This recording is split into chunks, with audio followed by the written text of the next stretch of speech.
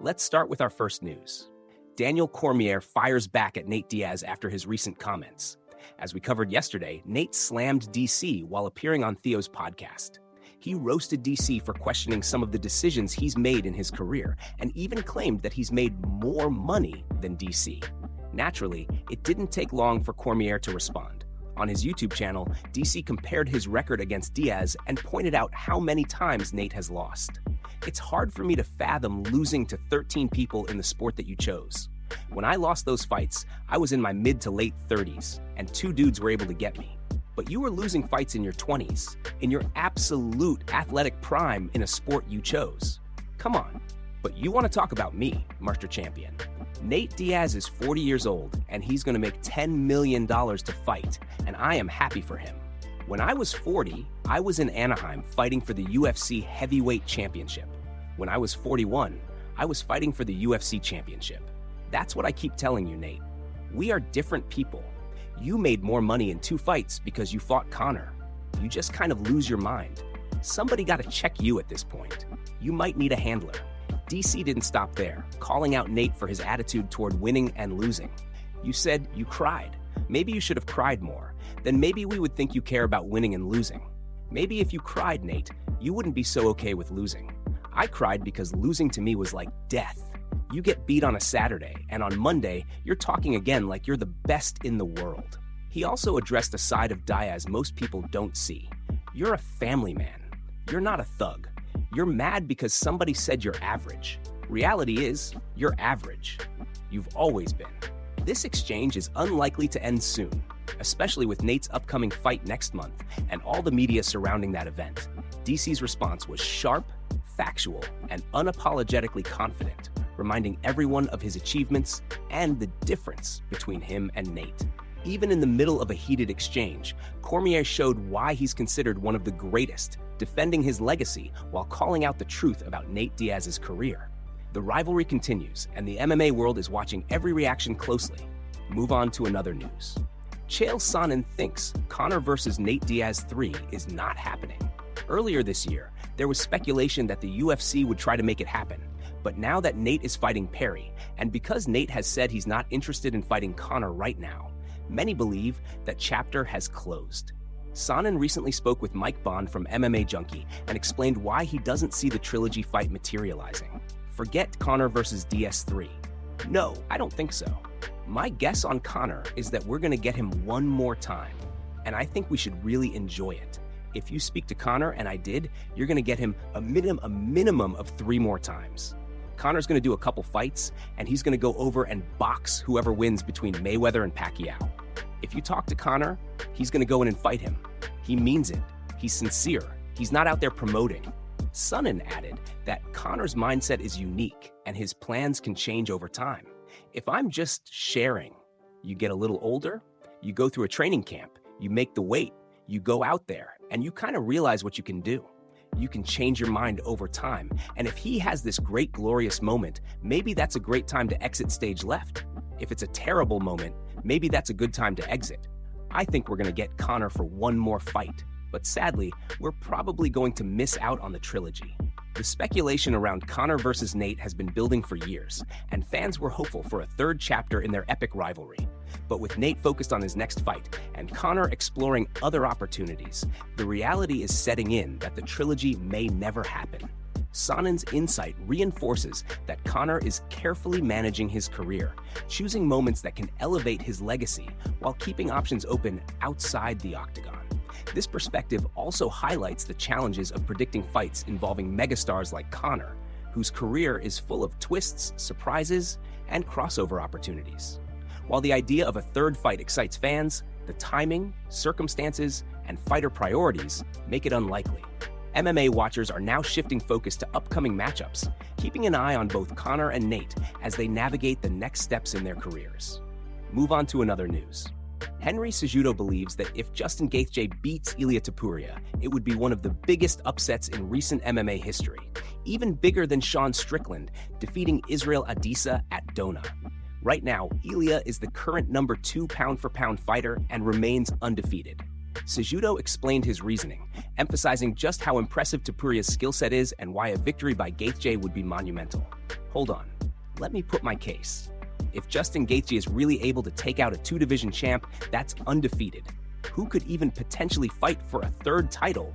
That's massive. Not just that, bro, but if we go talent for talent, looking at fight styles, Ilia Topuria versus Israel Adesanya, Ilia is way more well-rounded than a guy like Israel. Cejudo highlighted Topuria's complete arsenal, pointing out that he's not just powerful, but also technical and versatile. He brings in the submission game, he has takedown defense, he's effective with takedowns, and on top of that, he's got power in his hands. He's the total package. That's why if Justin Gaethje defeats Ilia Topuria, it would be a bigger upset than Sean Strickland defeating Israel. The emphasis on Topuria's all-around skills makes Gaethje's potential victory even more shocking. While many expect Gaethje to be explosive, taking on an undefeated fighter with Topuria's level of technique and versatility adds layers of difficulty. Cejudo's analysis underscores the magnitude of the challenge, showing that this fight is not just about athleticism, but also about strategic mastery inside the octagon. This perspective paints the matchup as a high-stakes encounter where Gaethje's aggression and striking power will have to overcome Topuria's comprehensive MMA skill set.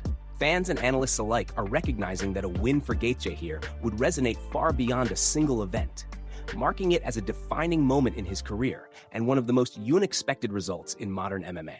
Cejudo's take reminds us that in MMA, talent, preparation, and style matchups can create surprising outcomes. If Gaethje does pull off the victory, it will not only be a personal triumph, but a historic upset that shakes the division and redefines expectations for future contenders. Move on to another news. Petr Yan has responded to Sean O'Malley after his April Fool's joke, showing that the champion is not taking things lightly. Recently, O'Malley posted a video joking about Yan's situation, claiming he just got off the phone with Hunter Dana and that Suga vs. An at the White House would be for the interim title, scheduled for 5 rounds. The joke continued, saying that Petr Yan would be out until early next year with back surgery, and that after the surgery, he would even get hair implants, keeping him sidelined for extra months. Yan, however, responded in true champion fashion by posting footage of him training, showing that he is focused, motivated, and not distracted by the jokes circulating online. The video made it clear that despite the humor, Yan is preparing for his return and staying in shape, emphasizing that he's still a force to be reckoned with in his division. The playful jab from O'Malley highlighted the rivalry and banter that often surrounds top-tier fighters. But Yan's response demonstrated that he's all about action over words. While the joke painted a humorous picture of his absence and future plans, the training footage sent a strong message. Yan is committed to getting back in the octagon stronger than ever, ready to defend his legacy and continue his rise in the division. Fans have responded positively to Yan's approach, praising his professionalism and dedication, proving that even when faced with distraction or mockery, true champions focus on what matters most: preparation, strategy, and performance. Yan's response also reminds the MMA world that social media jokes are fun, but they don't define the fighter or the outcome inside the cage. This incident adds another layer to the ongoing storylines in the division, showcasing the personalities of both Yan and O'Malley while keeping fans engaged. Petr Yan's calm, determined response underscores his status as one of the elite fighters in the sport, showing that no joke or distraction can derail his path to success. As the division continues to evolve, Yan's training and preparation will be crucial, and this moment demonstrates why he remains a serious contender. His focus and discipline set the standard, proving that even amid humor and hype, the champion mentality is always on display, ready to deliver results when it counts most. Move on to another news. Arman says he can beat Islam Makhachev in a wrestling match, and his confidence is turning heads across the MMA world. The moment came during a casual conversation after Arman was seen driving a luxury Rolls-Royce Mansory, sparking jokes about his lifestyle and whether he has unlimited money. While enjoying the ride, the discussion quickly shifted toward fighting and competition. During the conversation, Arman was asked if he would ever wrestle Colby Covington. Without hesitation, he responded, "Of course, easy money." He even referred to Colby as a friend, but made it clear that inside competition, he sees a clear gap in levels. "For me, it's easy money. There are levels in this game, Arman said confidently. The conversation then escalated to a much bigger name, Islam Makhachev. When asked if he believes he could beat Islam in a pure wrestling match, Arman didn't hold back. With wrestling? Yes. From MMA? Yes. He doubled down when freestyle wrestling was specifically mentioned, confirming once again that he believes he could win. This bold claim highlights Arman's belief in his grappling abilities, which have already been tested at the highest level. Known for his explosive style, technical control, and relentless pace, Arman has always been considered one of the most skilled wrestlers in the division.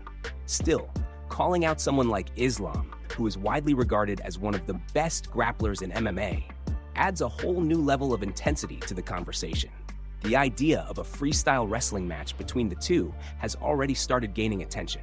Fans are imagining what it would look like if both fighters agreed to compete in a special rule set outside of traditional MMA. An event like that could generate massive numbers, bringing together both hardcore fans and casual viewers. Arman's confidence is clear, and his mindset shows that he truly believes he can compete with anyone when it comes to wrestling. Whether it's inside the octagon or in a pure grappling setting, he sees himself operating at the highest level. While nothing is officially confirmed, moments like this build hype and create excitement around potential matchups. Arman continues to position himself as a serious contender, not just in MMA, but in the world of elite wrestling, making it clear that he's ready for any challenge put in front of him. Move on to another news. New UFC fights have been announced, and there are some exciting matchups coming up across multiple divisions. First, bantamweights Karol Rosa and Luana Santos are set to square off at the UFC's June 20th Fight Night card in Vegas. This matchup was first reported by AG Fight, and it brings together two fighters looking to build momentum in the division. Karol Rosa will be stepping into the octagon for the first time since last August, where she secured a unanimous decision win over Nora Cornoli. That performance showcased her durability, striking, and ability to control the pace of the fight. She now looks to continue that momentum and climb further up the rankings. On the other side, Luana Santos is also coming off a strong performance. She last fought in December and earned a unanimous decision victory over Melissa Cronin. Santos has been steadily improving, showing well-rounded skills and confidence inside the cage. This matchup between Rosa and Santos could play a key role in shaping the future of the bantamweight division, with both fighters eager to prove they belong among the elite. Next, we move to the lightweight division, where Tommy Gant is set to face Trey Ogden at the UFC's May 16 Fight Night card in Vegas. This fight was reported by David Van Ayen of Fight Bananas, and it marks an important moment for Gant, who will be making his official UFC debut.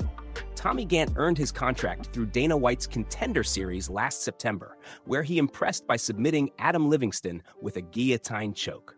With a professional record of 11-0-2, Gant enters the UFC with strong momentum and high expectations. His grappling skills and finishing ability make him a fighter to watch as he begins his journey in the promotion. Meanwhile, Trey Ogden will be looking to bounce back after his last outing. He hasn't competed since January 2025, when he suffered a decision loss to Thiago Moises. Ogden has experience inside the UFC, and that could play a crucial role when facing a debuting opponent. His goal will be to use that experience to halt Gant's rise and re-establish himself in the division. These newly announced fights add more depth to the upcoming cards, giving fans matchups filled with potential and stakes. From rising prospects to fighters looking to rebound, each bout carries significance as athletes continue their pursuit of success inside the octagon. Move on to another news. Colby Covington is suing Jorge Masvidal over their infamous 2022 altercation, and the situation is once again making headlines. According to reports, Colby has filed a civil lawsuit claiming he suffered a wide range of damages following the incident. These include bodily injury, physical impairment, mental anguish, loss of earnings, medical expenses, disfigurement, and even a loss of enjoyment of life. He is reportedly seeking over $50,000 in damages and has formally demanded a jury trial. The lawsuit takes us back to March 2022, just weeks after their heated clash at UFC 272, where Colby defeated Masvidal via unanimous decision. Tensions between the two fighters were already extremely high, but things escalated outside the octagon in Miami Beach. Reports at the time stated that Masvidal confronted Colby outside Poppy Steak while wearing a mask and allegedly punched him multiple times in the face. During the altercation, Masvidal reportedly told him, "You shouldn't have been talking about my kids," highlighting the personal nature of their rivalry. As a result of the attack, Colby suffered a chipped tooth along with other injuries. He also claimed that his Rolex watch was significantly damaged during the incident, adding to the list of financial losses he is now trying to recover. The situation quickly gained attention, leading to Masvidal's arrest shortly after the incident. Initially, Masvidal faced felony charges, but the case eventually shifted direction. In 2023, Masvidal accepted a plea deal and pleaded guilty to misdemeanor battery, avoiding more serious legal consequences.